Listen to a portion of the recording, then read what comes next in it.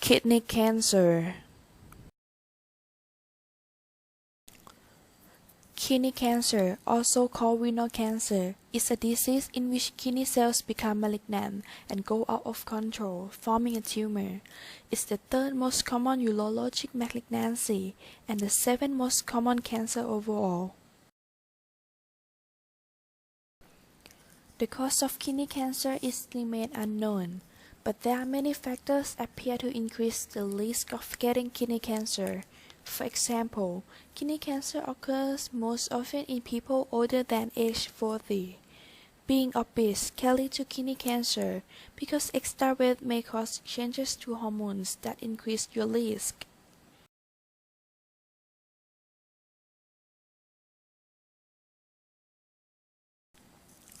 And the main risk factor is smoking, related to how much tobacco contained in cigarettes. Because your lungs absorb many of the cancer-causing chemicals in tobacco smoke into the bloodstream, and your kidneys also filter this blood, so this chemical become concentrated in the kidneys. Certainly, tobacco is known to damage kidney cell DNA in ways that can cause the cells to become cancerous.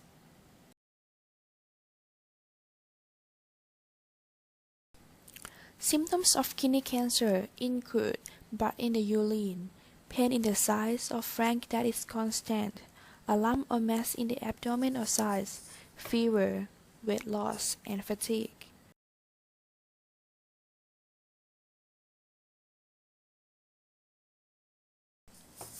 These are 4 stages of kidney cancer. The higher the stage, the more advanced the cancer. Stage 1. The tumor is less than or equal to 7 cm and confined to the kidney. Stage 2. The tumor is larger than 7 cm but still confined to the kidney. Stage 3. The tumor that extends into major veins or polynephric tissues but not into the ipsilateral adrenal gland and not beyond the lotus fascia. And for the last stage, cancer has spread beyond the fatty layer of tissue around the kidney, and it may also be in nearby lymph nodes and spread to other organs, such as bowel, pancreas, or lungs. There are 4 types of kidney cancer. Renal cell cancer is the most common type of kidney cancer in adults. More than 8 in every 10 kidney cancers diagnosed are this type. Other types of kidney cancers include transitional cell carcinomas, Wilms tumors, and sarcomas. Pathology. Angiogenesis is a key determinant in the pathophysiology of RCC. RCCs are the most vascularized of all solid tumors. This is the map of blood flow to a metastatic RCC lesion, which shows the vascularization of the tumors. Tumor angiogenesis is the induction of the growth of blood vessels from surrounding tissue into a tumor by a diffusible protein factor released by the tumor cells. As the tumor grows, it will eventually reach a size where it will need to have an additional vasculature to sustain a continued growth. To achieve this, the tumor cells excrete certain proteins to stimulate blood vessel growth into and allow the tumor, the process called angiogenesis. Tumor cells release pro-angiogenic factors such as vascular endothelial growth factor, VEGF, which diffuse into nearby tissues and bind to receptors on the endothelial cells of pre-existing blood vessels, leading to their activation. Such interactions between endothelial cells and tumor cells lead to the secretion and activation of various proteolytic enzymes, such as matrix metalloproteinase or MMPs, which degrade the basement membrane and the extracellular matrix. Degradation allows activated endothelial cells, which are stimulated to proliferate by growth factors, to migrate towards the tumors. Integrin molecules, such as alpha-V beta-3 integrin, help to pull the sprouting new blood vessel forward.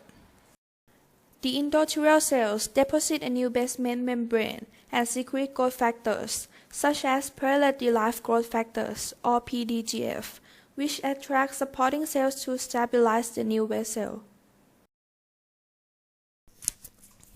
There are two molecular mechanisms leading to angiogenesis in RCCs.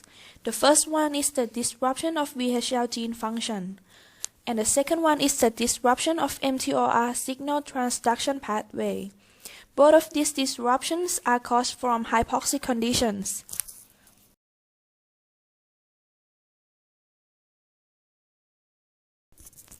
Hypoxia is a condition in which the body or a region of the body is deprived of adequate oxygen supply.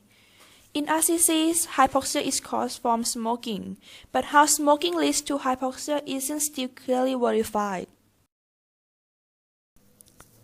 As the microenvironment of solid tumors is often hypoxic conditions, tumor cells undergo adaptive change to facilitate their survival.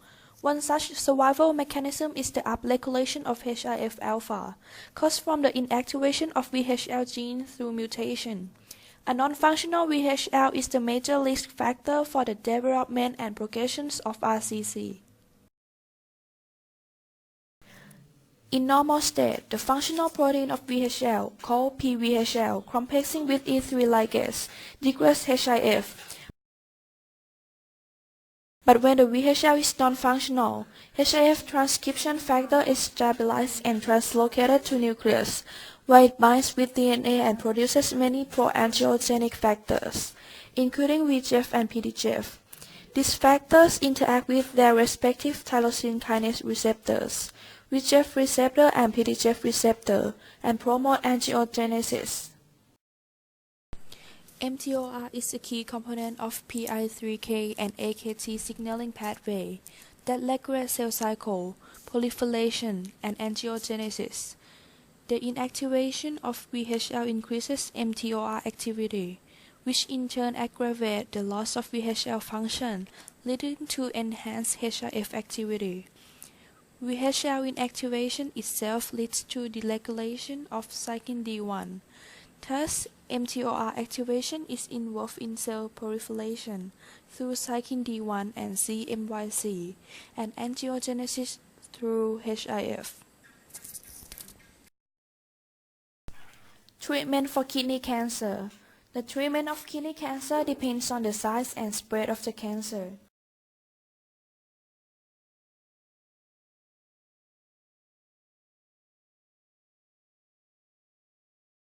Surgery. If the tumor is less than 4 cm in diameter, a partial surgery may also be required if your remaining kidney is in poor health. But if it's more than 4 cm, your entire kidney will need to be removed. During a surgery, the surgeon may also remove nearby lymph nodes to make sure the cancer hasn't spread beyond the kidney. Radiotherapy.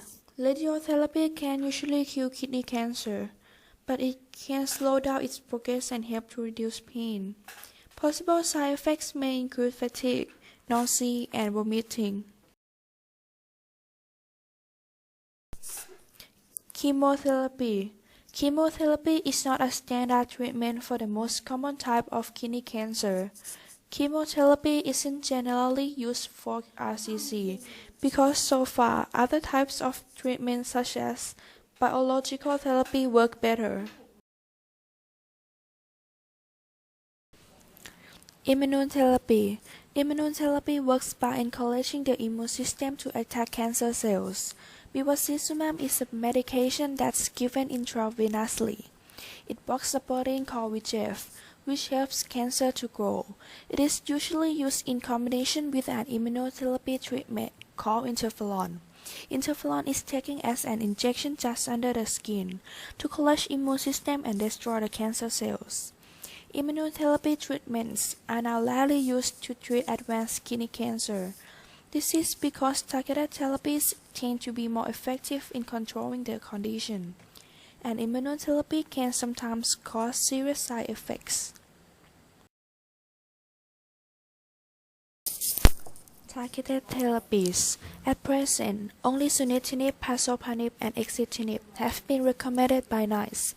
Sunitinib is the most commonly prescribed treatment for kidney cancer. It's a type of medication known as a tyrosine kinase inhibitor. Tyrosine kinase is an enzyme that helps cancer cells to grow. It works by blocking protein kinase, stopping cancer from growing.